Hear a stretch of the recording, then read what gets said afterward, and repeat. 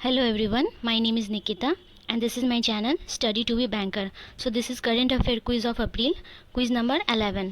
तो मैंने कल भी एक वीडियो डाला था करंट अफेयर से रिलेटेड और ये सेकंड वीडियो है जिस वीडियो से आप देखकर अपने करंट अफेयर को रिवाइज कर सकते हैं और ये वीडियो एसएससी और बैंकिंग दोनों स्टूडेंट के लिए बेनिफिशियल होगी। तो स्टार्ट करते हैं।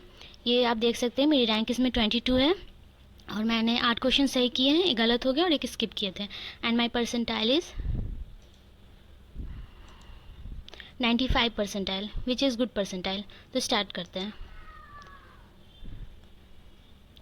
The first question is when is world homeopathy day is celebrated annually. World homeopathy day कब सेलिब्रेट किया जाता है? तो अप्रैल 10 10 तारीख को, अप्रैल के 10 तारीख को होम्योपैथिक डे सेलिब्रेट किया जाता है लोगों में हेल्थ के प्रति जागरूक फैलाने के लिए। और इसका थीम तो इसमें नहीं दिया है पर इसका थीम है one health and one family. Next question, with which company has the Small Industries Development Bank of India SIDBI collaborated to provide a small enterprises loan to gig worker। SIDBI का काम ये होता है कि जितने भी small industries होते हैं, स्मॉल बिजनेसमैन होते हैं, उनको डेवलप करना, उनको फिनेंशियल हेल्प करना। तो SIDBI ने किसके साथ कोलैबोरेट किया? तो ये ओनियन लाइफ प्राइवेट लिमिटेड, ये फिनटेक कंपनी है, ये फ़ंड प्रोवाइड करती है और इसकी एक प्लेटफॉर्म है यहाँ है कर्मा लाइफ, इसके ये प्लेटफॉर्म हुई और फिनटेक कंपनी हुई ओनियन लाइफ प्राइवेट लिमिटेड। तो SIDBI ने इसके साथ कोलैबोरेट किया है और हेल्प करना है किसको? गिग वर्कर को। अब गिग वर्कर आप हमेशा सुनते होंगे पर बहुत कम लोगों को इसके बारे में पता होगा कि ये होते क्या है। तो जितने भी कॉन्ट्रैक्ट बेसिस वर्कर होते हैं छोटे लेवल पे, जैसे कि डिलीवरी बॉय हुए या फिर कंस्ट्रक्शन वर्कर हुए, तो उन लोगों को फिनेंशियल हेल्प करना। तो ये क्वेश्चन था।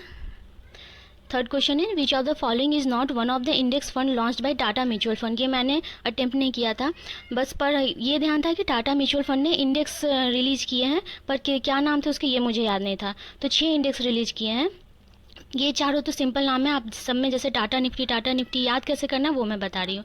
तो अब ये बीच के ऑटो, रियलिटी, फिनेंशियल सर्विसेज और मिड स्मॉल हेल्थ केयर ऐसे याद कर सकते हैं 4। और बाकी जो 2, 5 और 6 है तो उसमें ये 500, यहाँ मैं नाम दिखा देती हूँ। देखिए पहले 4 हो गए यहाँ से, Tata Nifty auto index fund, Tata Nifty reality index fund, Tata Nifty financial service index and Tata Nifty mid small health care index fund. तो आप बस ये ऑटो, रियलिटी, फिनेंशियल सर्विसेज और मिड स्मॉल हेल्थ केयर ऐसे 4 याद कर सकते हैं। और जो 5 और 6 बचेंगे उनमें 500 लगे हुए हैं। 500 multi cap India manufacturing and multi cap infrastructure. तो 2 ऐसे याद कर सकते हैं। नाम ऐसे नहीं याद रहेंगे लंबे समय तक, वो आपको ट्रिक लगा के याद करने होंगे। तो इसमें इसमें कितने इन्वेस्टमेंट हो सकते हैं? 5000 तक के। तो यही क्वेश्चन है किसने किया है? Tata mutual fund. नाम याद करना है और फंड याद करना है 5000 रुपये।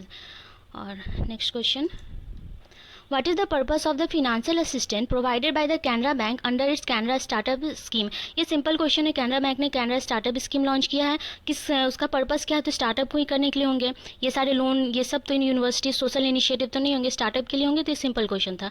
नाम याद करना स्टार्टअप के लिए किसने किया? तो Canara bank.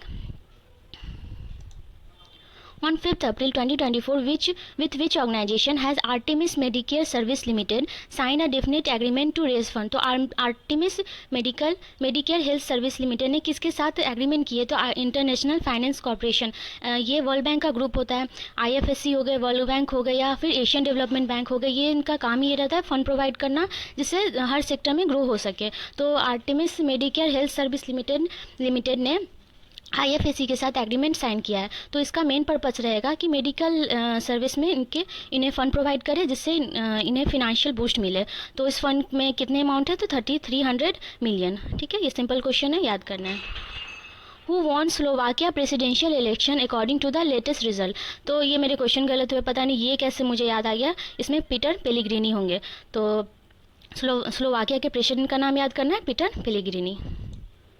Who won Japanese formula 1 grand prix max Verstappen.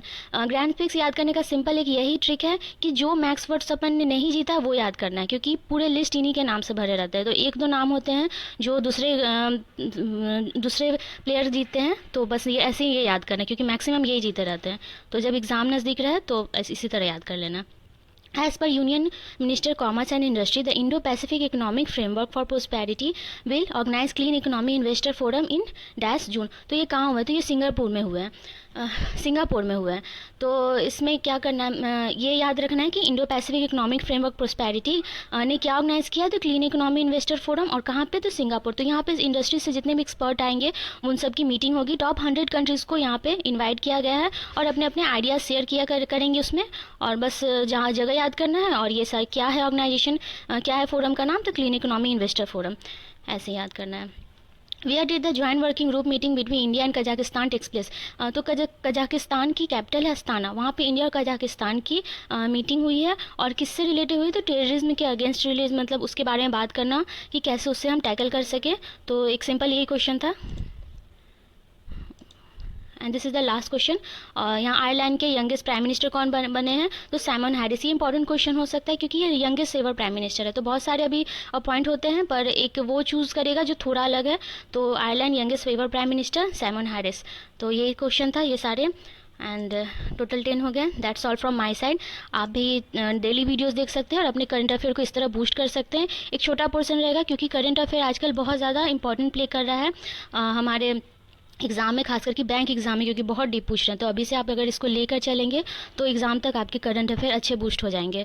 तो इस चैनल को प्लीज़ सब्सक्राइब कर दीजिएगा, वीडियो को लाइक कर दीजिएगा। मैं डेली ऐसे इंपॉर्टेंट वीडियोज़ डाले करूँगी और भी इंपॉर्टेंट वीडियोज़ आएगी। तो so please subscribe and like this video. Thank you.